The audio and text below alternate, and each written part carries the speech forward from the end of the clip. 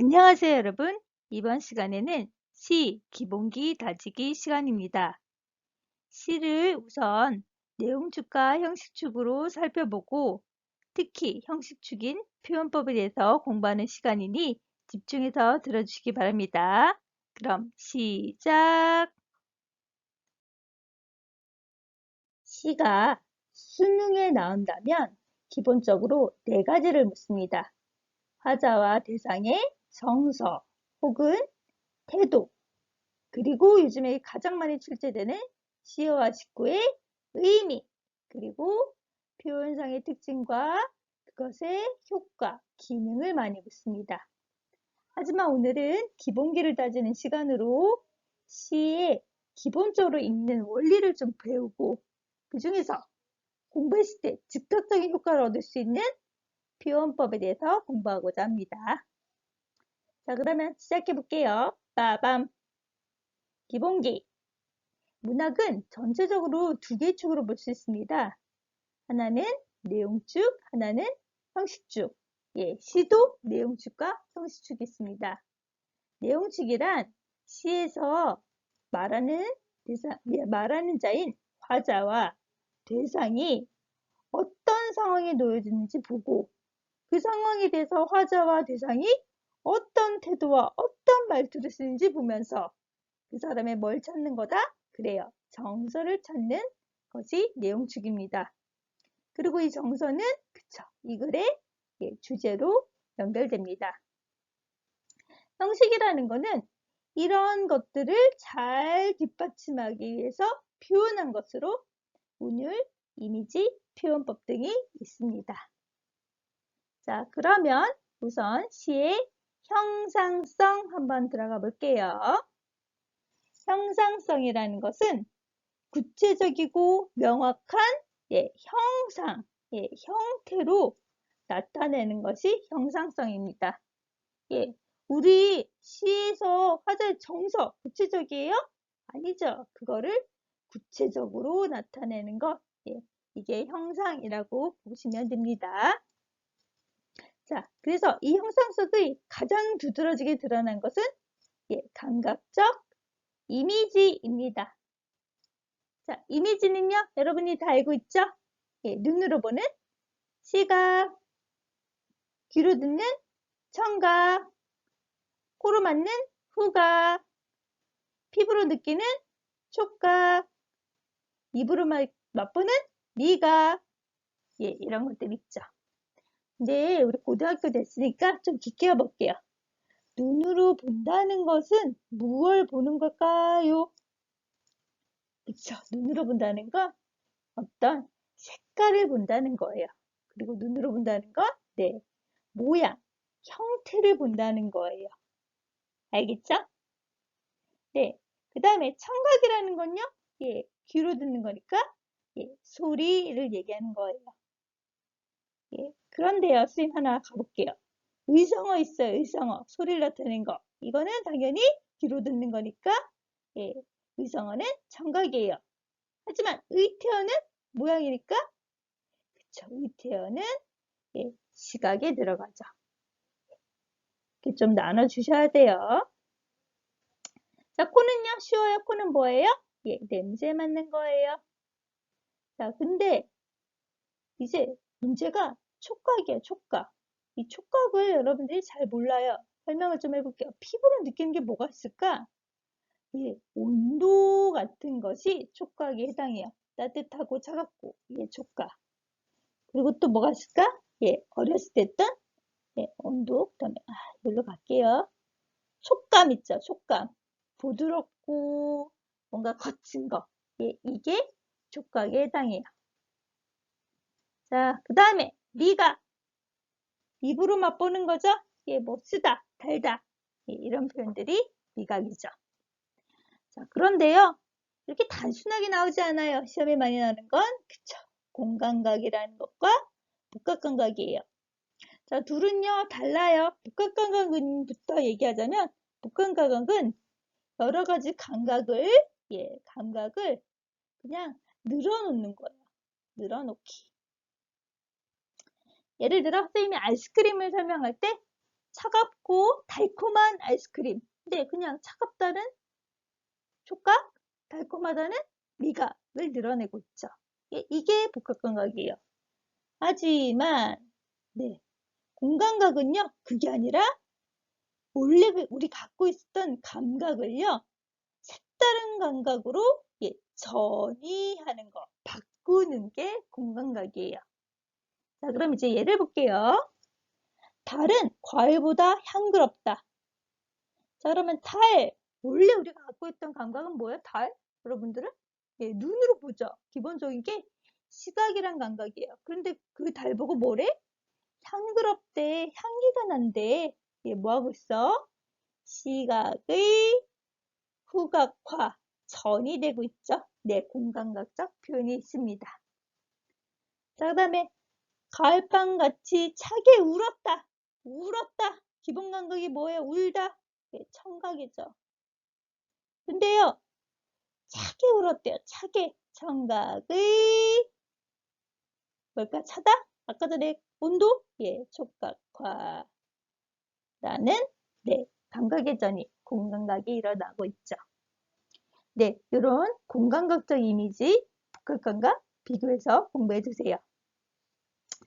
그리고 요 아래 거는요, 형상성에 해당하기도 하지만 좀 여러분이 예, 이미지의 종류로 이런 이미지가 있구나라는 거 좀 알아두면 좋을 것 같아서 썼어요. 뭐냐면 긍정 이미지 그리고 부정 이미지.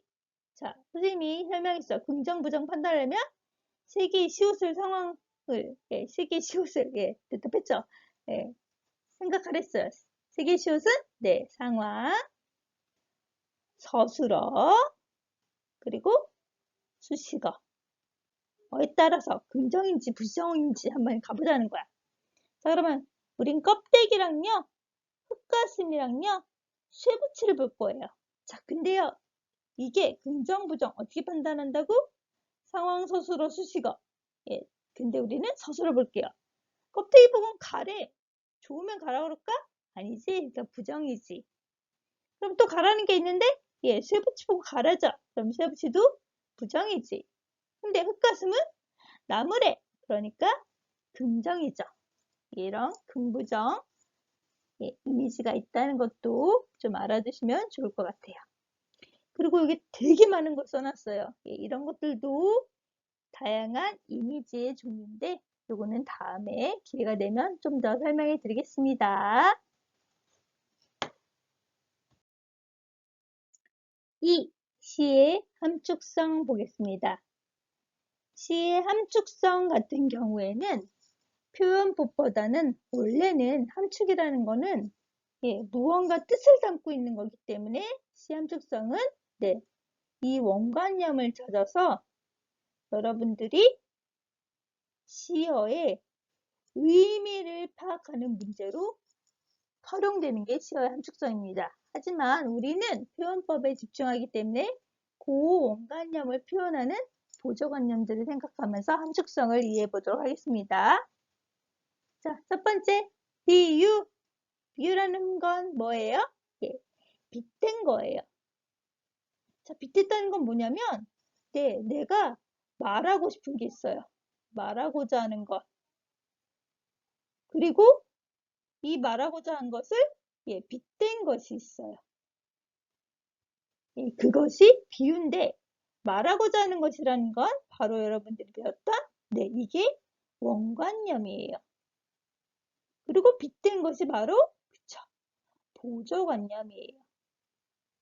그러면서 예를 한번 들어볼게. 예로 뭐가 있냐면 너는 나의 비타민 이런 문장이 있다 봅시다. 그러면 말하고자 하는 건 누구야? 너. 그래서 너는 뭐겠어? 원관념이에요. 그런데 너는 나한테 정말 비타민이야. 이 비타민이 소중한 존재야. 뭔가 활기를 주는 존재야. 라고 하면서 비타민이 바로 보조관념이 되는 거죠. 이해되시죠? 빗댄 거예요. 그래서 말하고자 하는 거 빗댄 게 있다라고 보시면 돼요. 근데 이거 둘의 관계를 어떻게 연결하느냐에 따라서 종류가 나는 거예요. 그래서 첫 번째 뭐가 있어? 익숙한? 그쵸, 지규죠. 지금요, 원관념과 보조관념을 직접 연결해. 하지만 그 직접 연결할 때 이런 연결어들을 사용해요. 자, 그러면 아래 예문 왜 직규야? 그치. 햇발 같이, 샘물 같이. 이렇게 말했기 때문에 직규예요.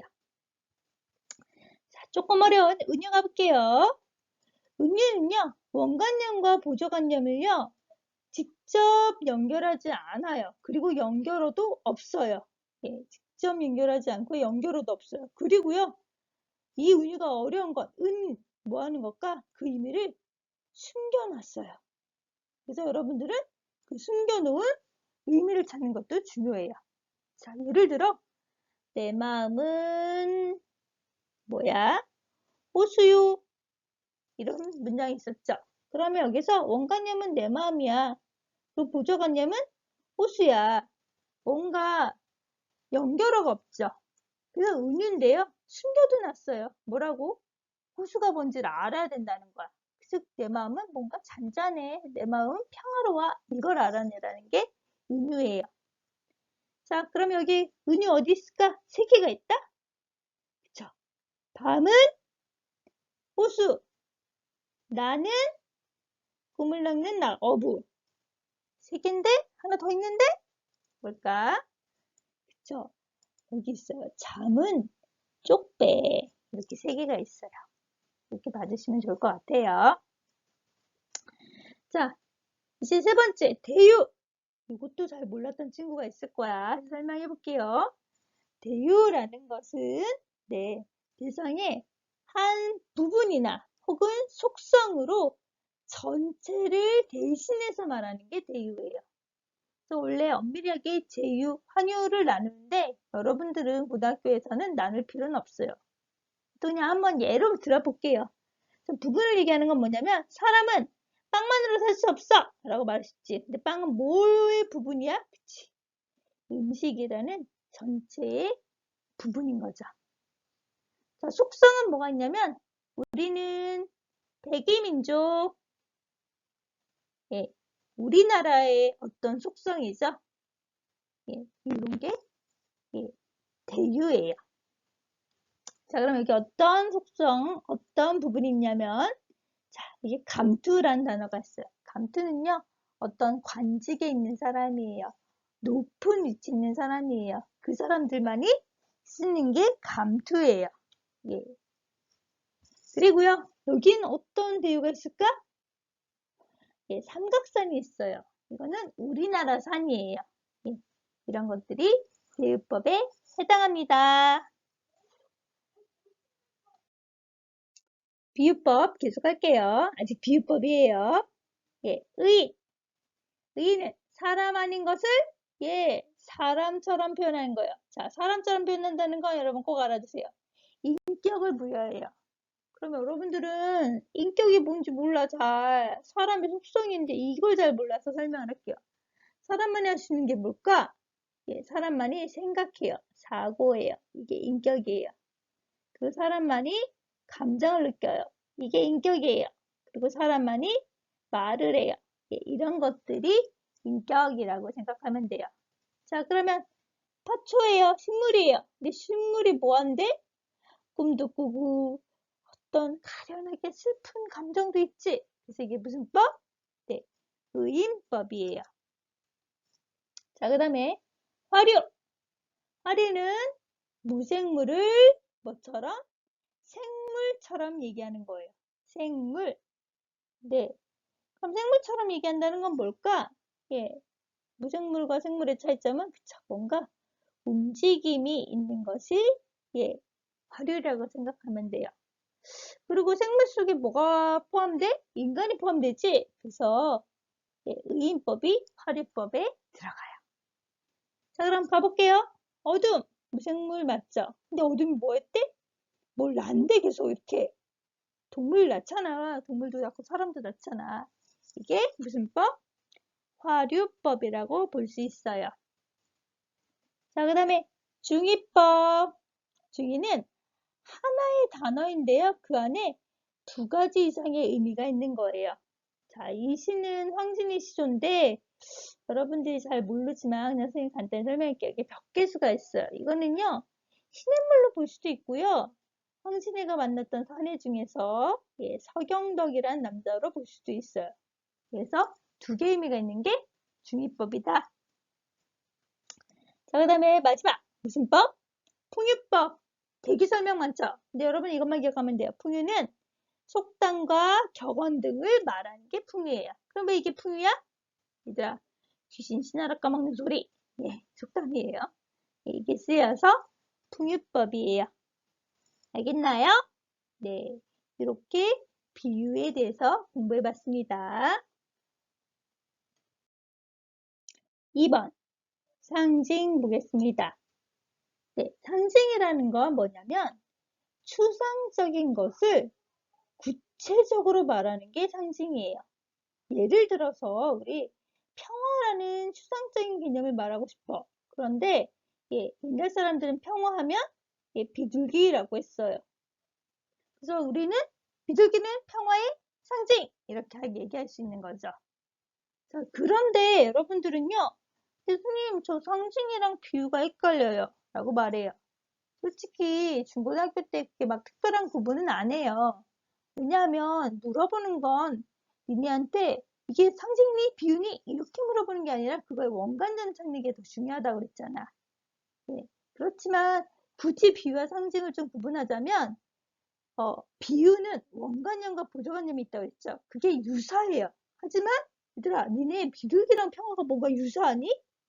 아니지. 그래서 유사성이 떨어지면 상징이라고 말하기도 해요. 알겠냐? 네. 자, 여러분, 비유 상징 딱 그렇게 구분하는 게 아니라 우리는 원래 그 개념을 아는 게 더 중요해요. 네. 그리고요. 상징의 종류 선생님이 한번 써봤어요. 무슨 상징, 무슨 상징? 원형적 상징, 관습적 상징, 개인적 상징. 네. 그런데요.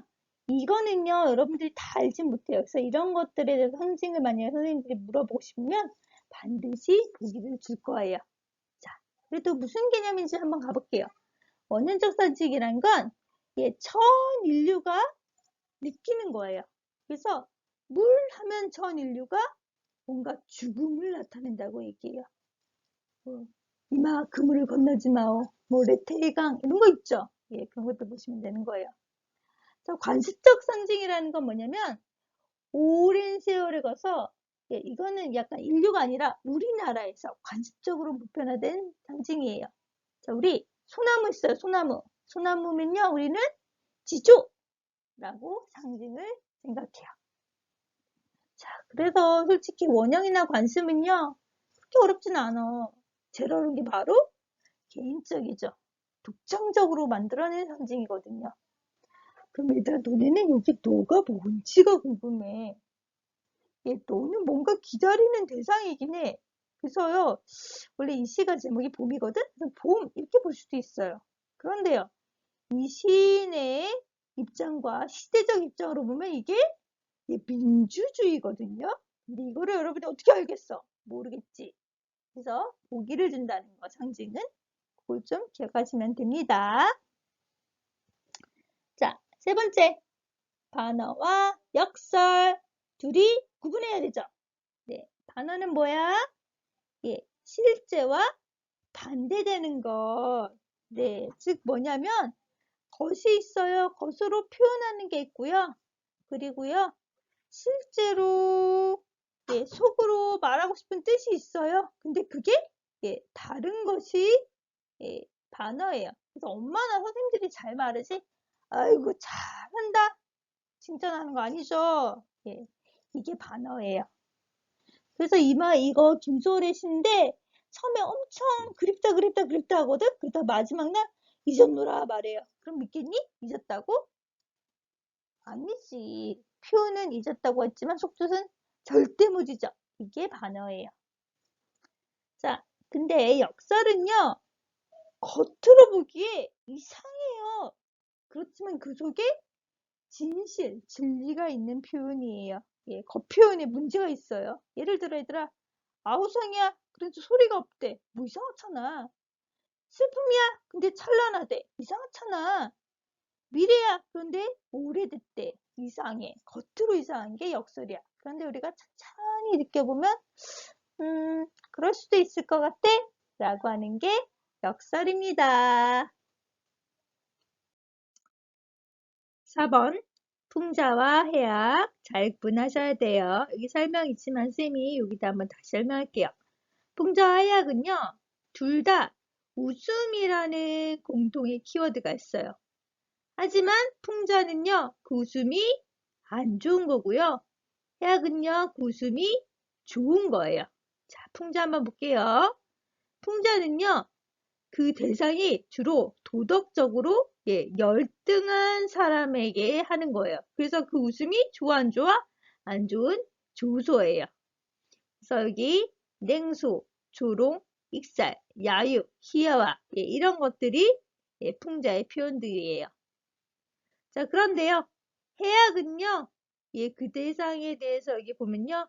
긍정하고요. 그리고 낙관하는 게 해악이에요.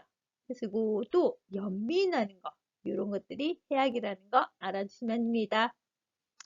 자, 5번 객관적 상관물과 감정이입 선생님이 수업 시간에 했죠. 그래서 한 번만 더 하고 갈게요. 객관적 상관물 즉 사물이라고 해서 사물 이제 사물하면 여러분들 뭐 연필 이렇게밖에 안 떠올리지. 그냥 여러 이 세상의 존재라고 생각하면 돼요. 여러 존재들의 거기에다 화자의 감정을 드러내기 위해서 그 존재들을 사용하는 게 객관적 상관물이에요. 자, 그런데요. 그 종류는 고등학교는 3가지가 있어요. 첫 번째는 화자의 감정과 그 사물이 뭐 할 때? 일치할 때. 그걸 우리 뭐라고 한다고? 감정이입. 그리고 두 번째는 화자의 감정과 객관적 상관물이 감정이 대조적일 때. 대조적 상관물이라고 해요. 세 번째로는 화자의 감정을 불러일으킬 때도 객관적 상관물이라고 합니다. 예를 들어 어떤 임과 사랑하는 임과 헤어졌어요. 그랬을 때 사슴의 무리가 슬피 운다 하면요. 나 사랑하는 임과 헤어졌어. 슬프잖아. 근데 사슴이 운다라고 해요. 그러면 이 표현 당연히 감정이입이죠. 그런데요. 나 임과 이별했어. 근데요. 저기 꾀꼬리는요. 암수가 있어요. 암컷, 수컷이 서로 다정하게 있어요. 그러면 당연히 이거는 나랑 같아 달라. 얘네들은 나랑 대조적인 상관물이겠죠. 그리고요. 환기하는 건 선생님이 벚꽃 하면 기분이 어떻다고? 막 좋아진다 그랬지. 낙엽하면 막 슬퍼진다 그랬지. 이런 것들이 환기하는 상관물이에요. 네, 이렇게 객관적 상관물 3가지도 꼭 알아두세요. 6번 과장, 서리, 영단 가볼게요. 자, 과장은요. 실제 내용보다 그래 부풀리거나 작게 줄여서 말하는 게 과장이에요. 자, 근데 시험에 많이 나오는 건 서리랑 영단이랍니다. 서리 한번 가볼게요. 서리라는 건요. 형식은요. 의문문이에요. 그런데요. 알고 보면 물어보고자 하는 내용은 진짜 묻고 싶은 게 아니야. 내용은 절대 질문이 아니라는 거지. 네, 이게 설이에요. 자, 그럼 여기 봐봐. 흔들리지 않고 피는 꽃이 어디 있으랴? 그러면 여기 있어. 이렇게 말하는 게 아니라 얘들아. 그런 꽃 없어. 그쵸? 이 질문에 대해서 대답하는 게 아니라 그래 흔들리지 않고 피는 꽃 없어. 그러면서 말하는 거. 자기 말을 강조하기 위해서 쓰는 게 서리법이에요. 자, 그 다음에 이제 영탄 가볼게요. 영탄은 여러분 좀 중요해요. 영탄이라는 거 잠깐 뜻을 보면요. 여러분은 영탄, 이거를 감탄이라고 생각하는데 그렇게 하면 안 되고요. 영탄은 감정을 강하게 나타내는 게 영탄이에요.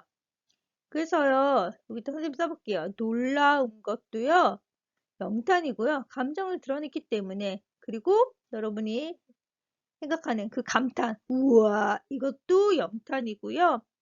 그렇지만 감정에서 아이고 이렇게 하는 탄식도 영탄에 해당해요. 감정을 드러냈기 때문에 그게 영탄이라는 거 꼭 알아두시면 좋고, 영탄을 나타내는 방법은요, 이거예요. 이것만 아시면, 아, 이게 영탄적 어도구나 라고 아실 수 있어요. 첫 번째 감탄사 뭐 있어? 아, 예, 그리고요, 뭐 어지버 이런 것도 있어요. 감탄조소는요, 뭐뭐야, 뭐뭐야 이렇게 뭐 이렇게 있는 게 있어요. 좀 이따 볼 거예요. 그다음에 감탄형 어미는 뭐 많은구나.